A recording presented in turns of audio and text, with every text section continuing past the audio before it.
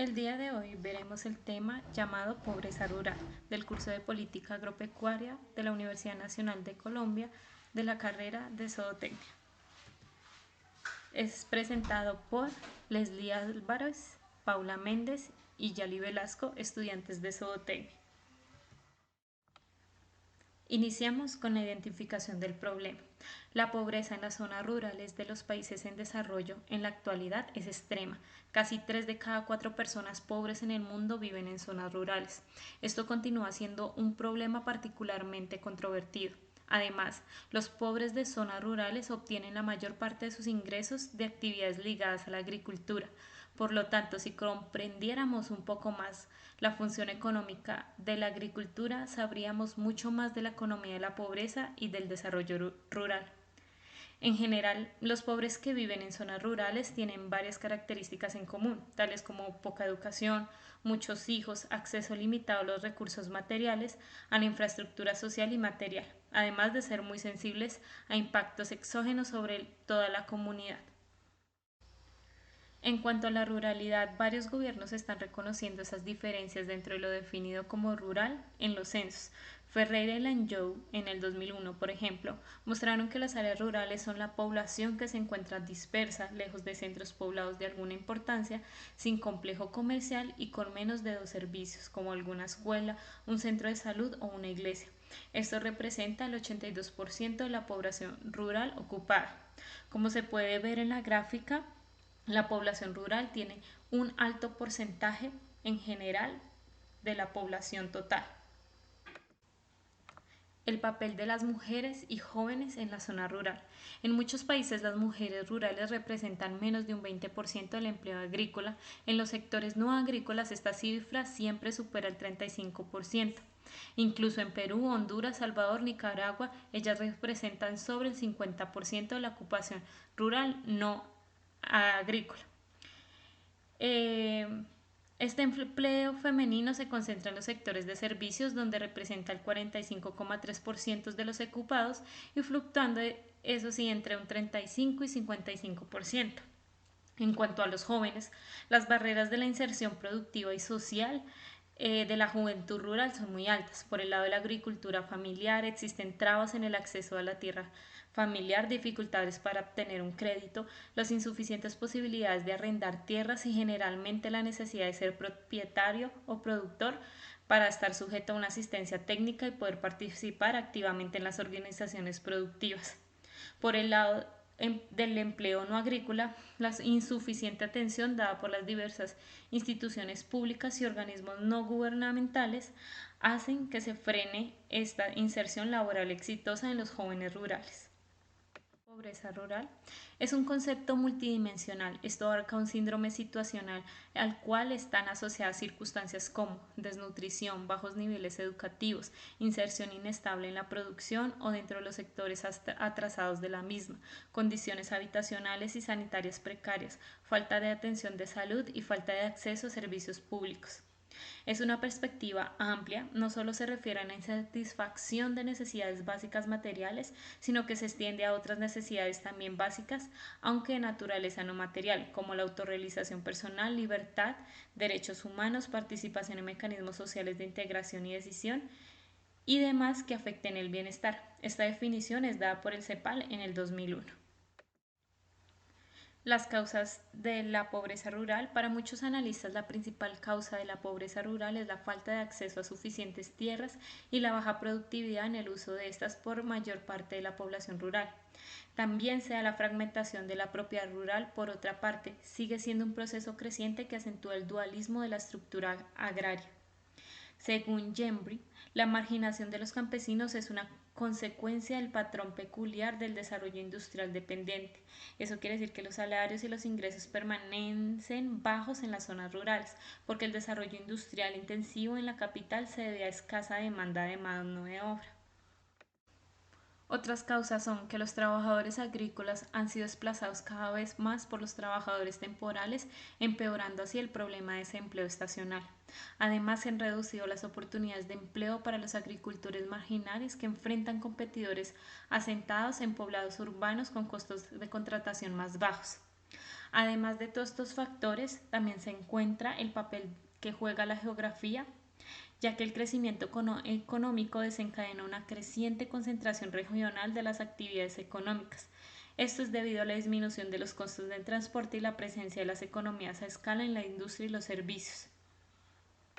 Otra causa de la pobreza rural es el estancamiento de la generación de empleo. Esto lo refiere Perfetti en el 2007, donde se pueden ver en las gráficas que hay una disminución en el empleo agrícola al pasar de los años.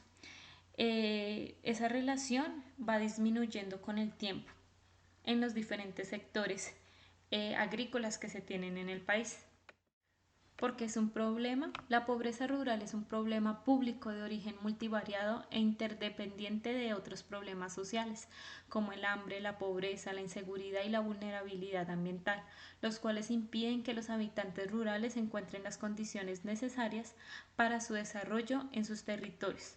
Además, genera rápida transición poblacional, la pérdida de importancia de la agricultura en la economía, aumento en la proporción de trabajadores rurales sin tierra o casi sin tierra, hay poca participación de los trabajadores rurales en los mercados laborales nacionales y en el sector agrícola, existe un ampliamiento de las brechas de la pobreza y desigualdad, genera inequidad entre hombres y mujeres, genera también un aumento de la pobreza, discriminación, violencia, economías ilegales, inseguridad ciudadana, migración forzada y falta de educación y salud, entre otros. Se le debe dar importancia real al problema de la pobreza, estudiarla y reconocerla más para poder proponer alternativas de solución con el objeto de erradicarla o por lo menos disminuirla, involucrando a la sociedad e instituciones. En el siguiente fragmento haremos mención sobre el contexto nacional y algunas cifras sobre la pobreza rural en Colombia. Según el Centro Latinoamericano para el Crecimiento Rural, la pobreza en áreas rurales es un desafío para Colombia que ha sido motivo de estudio desde hace varios años. Para el año 2010, en las áreas rurales colombianas vivían 11.838.000 personas, equivalentes al 26% de la población total que habita la nación. Del 100% de las personas que viven en la ruralidad, el 83.5% es pobre, entre ellos el 62%, que equivale a 7.300.000 personas, vive en la pobreza, y el 21.5%, que equivale a 2.545.000 personas, vive en extrema pobreza o indigencia. Si bien es cierto que en las áreas urbanas vive un número mayor de pobres que en las rurales, con unas cifras de entre los 13 millones de pobres para la zona urbana versus los 7 millones de pobres para la zona rural, debemos fijarnos en los porcentajes, más no en estas cifras, porque hay que tener en cuenta que en las zonas urbanas vive mucha más cantidad de personas y los porcentajes nos dicen que en la zona urbana el 39% de todas las personas son pobres, mientras que en las zonas rurales el 65% de todas las personas son pobres. Incluso y a pesar de que la población urbana prácticamente triplica a la rural, el número total de indigentes es casi igual, con 2.900.000 para las poblaciones urbanas y 2.500.000 para las poblaciones rurales.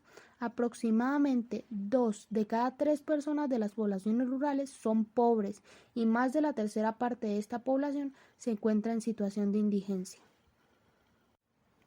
Adicionalmente a todas estas cifras, la cobertura de los servicios públicos, como lo son el agua, la luz, el internet, la electricidad y además los servicios sociales, como lo son las escuelas y los puestos de salud, son inferiores en estas zonas rurales.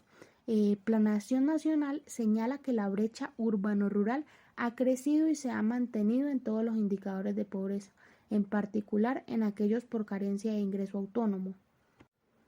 Los avances que en el crecimiento y la modernización se han presentado en el agro colombiano no han marcado una gran diferencia significativa en la pobreza, que si bien ha disminuido al pasar de los años, lo ha hecho de una forma muy lenta y cabe resaltar que la mayoría de la población rural de Colombia depende directamente del sector agropecuario y de todas las actividades que esto implica.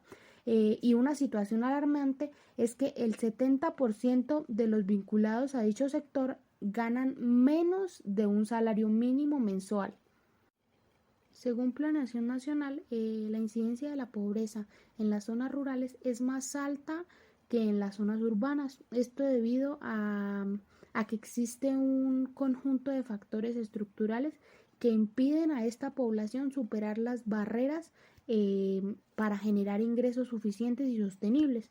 En primer lugar, tenemos el bajo acceso a activos productivos, como lo son las tierras para cultivar, los recursos hídricos y el financiamiento. Todos estos en cantidades adecuadas y que les permitan desarrollar sistemas productivos eficientes. Y en segundo lugar, tenemos las restricciones en el desarrollo de capacidades para gestionar dichos activos. Esta situación además se refuerza con el despojo de las tierras y la presencia de cultivos ilícitos y pues sus consecuencias en la materia social.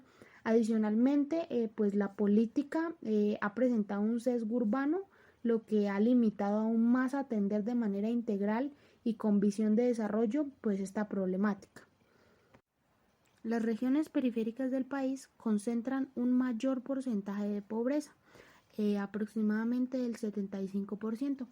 En primer lugar tenemos a la costa Caribe con un 49%, después encontramos a el sur con un 12%, seguido por la costa pacífica con un 7%, nororiente con un 6% y Amazorinoquía con un 1%.